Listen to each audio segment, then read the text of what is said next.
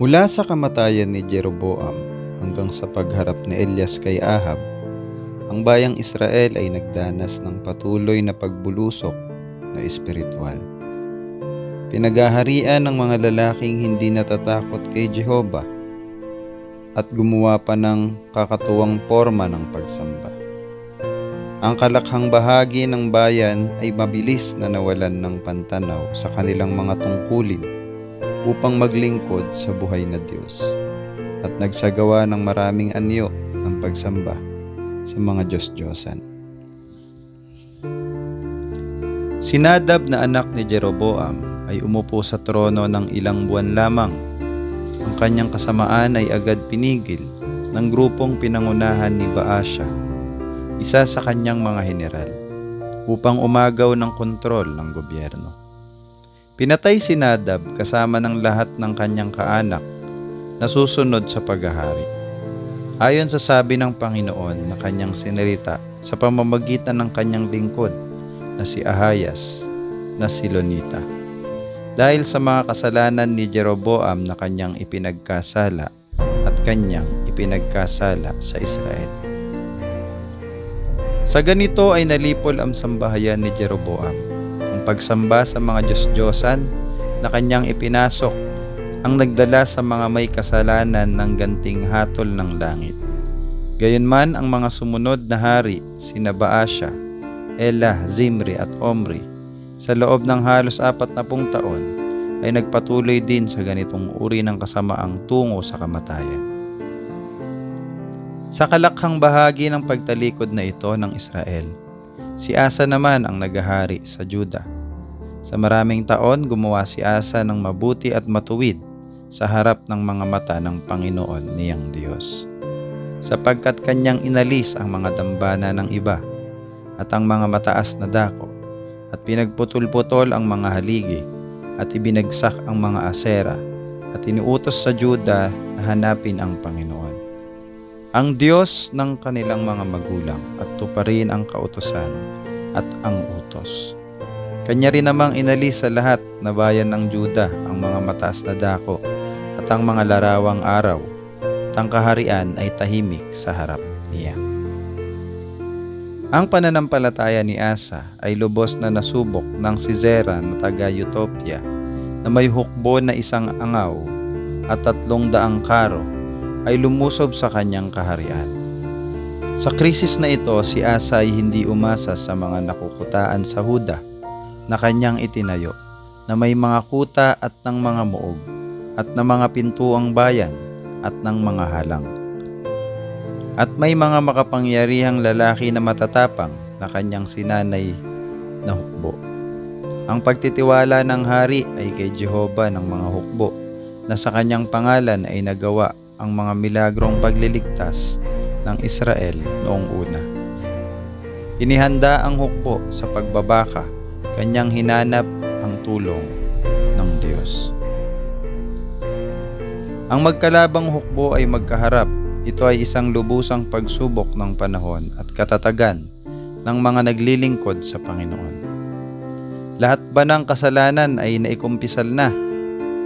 Ang kalalakihan kaya ng Huda ay may lubos na pagtitiwala sa kapangyarihan ng Diyos upang magligtas? Ganitong mga isipan ang nasa mga lider. Sa tingin ng tao, ang malaking hukbong Ehipsyo ay kayang lamunin ang lahat sa harap nito. Datapwat sa panahon ng kapayapaan, si Asa ay hindi nagumon sa kalayawan at libangan. Siya ay naghahanda sa kagipitan. Mayukbo siyang sinanay sa pakikibaka. Naakay niya ang bayan upang makipagpayapa sa kanilang Diyos. At ngayon, bagamat ang kanyang hukbo ay maliit lamang, ang pananampalataya niya sa isang pinagtitiwalaan ay hindi nangihina, sapagkat hinanap niya ang Panginoon sa kasaganaan. Ang hari ay umaasa ngayon sa kanya sa panahon ng kagipitan. Ang mga samo niya ay naghahayag na hindi siya estranghero sa kahangahangang kapangyarihan ng Diyos. At si Asa ay dumaing sa Panginoon niyang Diyos at kanyang sinabi, Panginoon, walang iba liban sa iyo na makatutulong sa pagitan ng makapangyarihan at niya na walang lakas tulungan mo kami, O Panginoon naming Diyos, sapagkat kami ay nagsisitiwala sa iyo, at sa iyong pangalan ay kami nagsisiparito laban sa karamihang ito.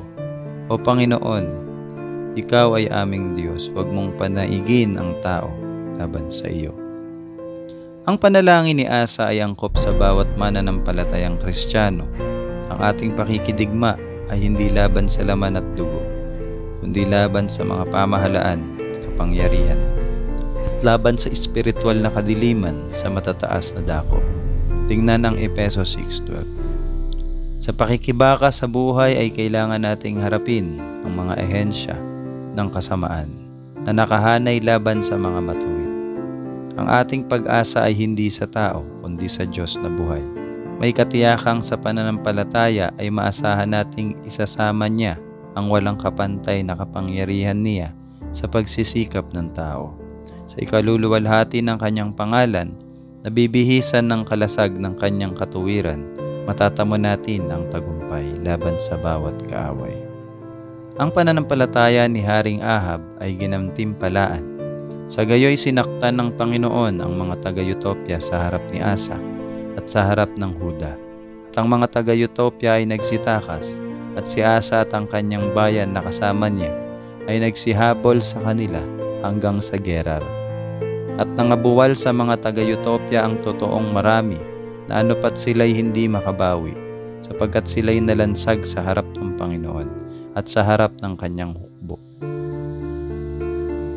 Habang ang matagumpay na hukbo ng Huda at Benjamin ay pabalik sa Jerusalem, ang Espiritu ng Diyos ay sumakay Azarias na anak ni Obed, at siya'y lumabas na sinalubong si Asa at sinabi niya sa kanya, "Dinggin ninyo ako, Asa, at buong Huda at Benjamin.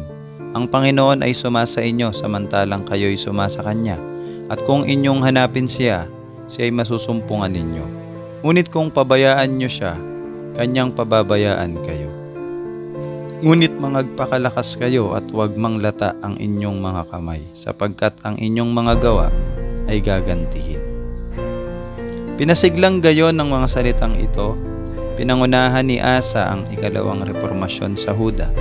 Inalis ang mga karumal-dumal sa buong lupain ng Huda at ng Benjamin, at sa mga bayan na kanyang sinakop sa lupaing maburol ng Ephraim, at kanyang binago ang dambana ng Panginoon na nasa harap ng portiko ng Panginoon.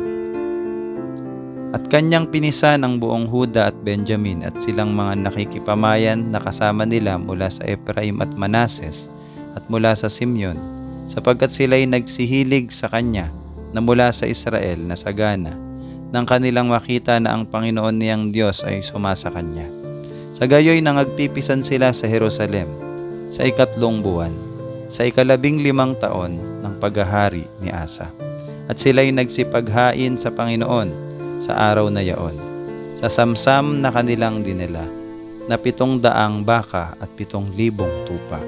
At sila'y pumasok sa tipan upang hanapin ang Panginoon, ang Diyos ng kanilang mga magulang ng kanilang buong puso at ng kanilang buong kaluluwa. At siya'y nasumpungan sa kanila at binigyan sila ng Panginoon ng kapahingahan sa palibot. Ang tala ng mahabang panahong matapat na paglilingkod ni Asa ay nababahiran ng ilang pagkakamali sa panahong hindi siya nagtiwala sa Diyos. Minsan ang hari ng Israel ay lumusob sa kaharian ng Juda at inagaw ang Rama, isang syudad na nakukutaan ng 5 milya lamang ang layo sa Jerusalem. Si Asa ay nagsikap na makipag-alyansa kay Ben-Hadad na hari ng Syria. Ang hindi pagtitiwalang ito sa Diyos lamang sa panahon ng pangangailangan ay matigas na binatikos ni Propeta Hanani, na humarap kay Haring Asang may taglay na ganitong pabalita. "Sapagkat ikaw ay nagtiwala sa hari sa Syria at hindi ka nagtiwala sa Panginoon mong Diyos, kaya't ang hukbo ng hari sa Syria ay nagtanan sa iyong kamay. Hindi ba ang mga taga-Ethiopia at mga lubim ay makapal na hukbo, na may mga karo at mga ngabayo na totoong marami? Gayon may sapagkat ikaw ay nagtiwala sa Panginoon, ibinigay sila sa iyong kamay. Sapagkat ang mga mata ng Panginoon ay nagsisiyasat sa palibot ng buong lupa upang pakilala na matibay sa ikagagaling ng mga yaon, na ang puso ay sakdal sa Kanya. Ikaw ay gumawang may kamangmangan sapagkat mula ngayon magkakaroon ka ng mga pakikipagdigma. Sa halip na magpakababa sa harapan ng Diyos dahilan sa pagkakamaling nagawa, nagalit si Asa sa tagakita at inilagay niya siya sa bilangguan sapagkat siya'y nagalit sa kanya dahil sa bagay na ito at pinighati ni Asa ang iba sa bayan ng panahong ding yaon.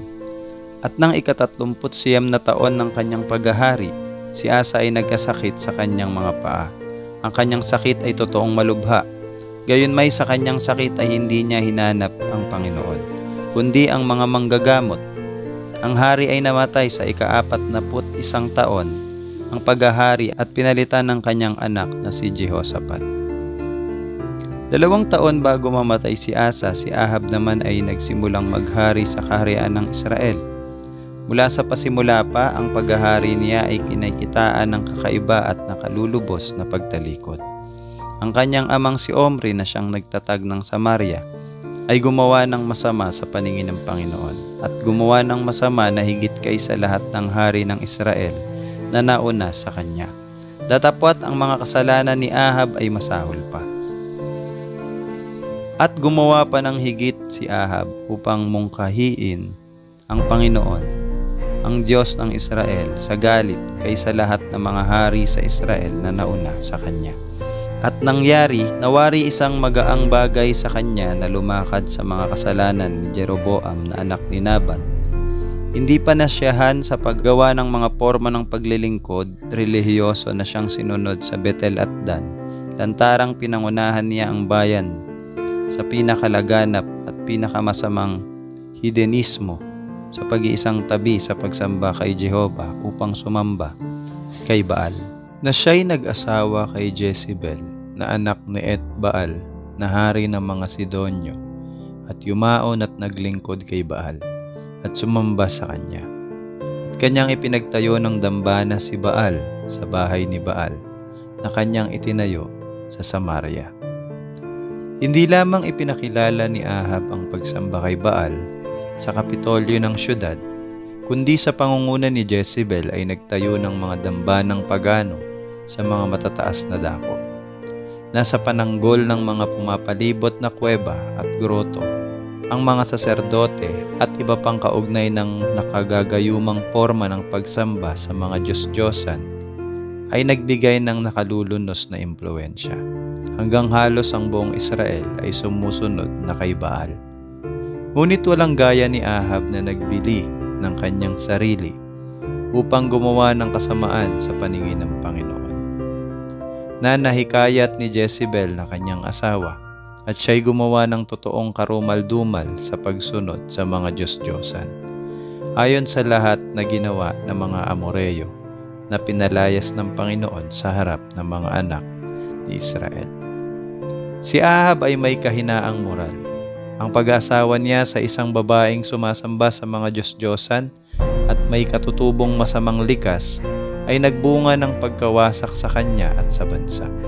Walang prinsipyo at mataas na pamantayan ng paggawa ukol sa kabutihan. Ang likas niya ay madaling nahubog ng malakas na diwa ni Jezebel. Ang likas niyang makasarili ay walang kakayahang makita ang kahabagan ng Diyos sa Israel at sa kanyang sariling obligasyon bilang bantay at lider ng bayang pinili. Sa ilalim ng madilim na paghahari ni Ahab, ang Israel ay naglimayong palayo sa Diyos na buhay at pinasama ang kanilang kabuhayan sa harapan niya. Sa maraming taon ay unti-unting nawawala ang kanyang paggalang at pagkatakot sa Diyos. At ngayon ay parang walang sino mang makatatayo upang ilantad ang sarili at hayagang bakahin ang namamayaning pagtalikod. Ang madilim na lambong ng pagtalikod ay tumakip sa buong lupain. Mga imahe ng Baal at Astoret ay nakikita kahit saang dako. Mga templo at groto ng pagsamba sa mga Diyos-Diyosan na doon ay inuyukuran ang gawa ng kamay ay lalong dumami. Ang hangin ay pinuno ng usok ng mga handog pang sakripisyong inilalaan sa mga Diyos-Diyosan. Mga burol at kapatagan ay umaalingaw-ngaw sa kalasingan ng mga saserdoteng sumasamba sa mga Diyos-Diyosan. at naghahandog sa araw, buwan at mga bituin. Sa impluwensya ni Jezabel at kanyang mga saserdoteng walang kabanalan, ang bayan ay naturuang ang mga ribultong ito na naitayo ay mga Diyos na naghahari sa mistikong kapangyarihan ng mga elementong lupa, apoy at tubig. Lahat ng pagpapala ng langit, ang umaagos na tubig at mga sapa, ang hamog, mga patak ng ulang nagpapasariwa sa lupa at nagpapabungang masagana sa mga bukid, ay iniukol sa pabor na kaloob ni Baal at Ashtoreth, sa halip na sa tagapagkaloob ng bawat mabuti at sakdal na kaloob. Nakalimutan ng bayan na ang mga burol at kapatagan, mga daluyan at bukal ng tubig ay nasa kamay ng buhay na Diyos, na siya ang may kontrol sa araw, sa mga alapaap sa langit, at sa lahat ng puwersa ng kalikasan. Sa pamamagitan ng mga tapat na mensahero, sinikap ng Diyos na magbigay ng paulit-ulit na babala sa hari at sa bayan. Datapwat ang mga salita ng pagsansala ay nawalang kabuluhan. Walang katuturang gumawa ang mga kinasihang mensaherong ito upang itatag ang karapatan ni Jehovah bilang tanging Diyos ng Israel. Nahalina ng magagandang panoorin at nakagagayumang ritual ng pagsamba sa mga Diyos-Diyosan, sinunod ng bayan ang halimbawa ng hari at ng korte niya, at pinaubaya ang sarili sa mga nakalalango at nagpapababang kalayawan ng pagsambang nakaaliw. Sa kanilang bulag na kahibangan, pinili pa nilang tanggihan ng Diyos at ang pagsamba sa Kanya. Ang liwanag na masaganang ibinigay sa kanila ay naging kadiliman. Ang makintab at pinong ginto ay lumabo. O gaano ngang ang kaluwalhatian ng Israel ay naglaho. Kailanman ay hindi nahulog ng ganito ang bayang hirang ng Diyos. At ang mga propeta ni Baal na 450, maliban sa 400 na mga propeta. Tanging ang kababalaghan ng Diyos ang mag-iingat sa bayan. Sa pagkawasak sa sariling kagustuhan, ay humiwalay ang Israel mula sa Diyos. Gayunman ang Panginoon sa kahabagan ay nanabik sa kanilang nadala sa pagkakasala at handang isugo sa kanila ang isa sa makapangyarihang propeta, na sa pamamagitan niya ay marami ang maaakay pabalik sa Diyos ng kanilang mga magulang.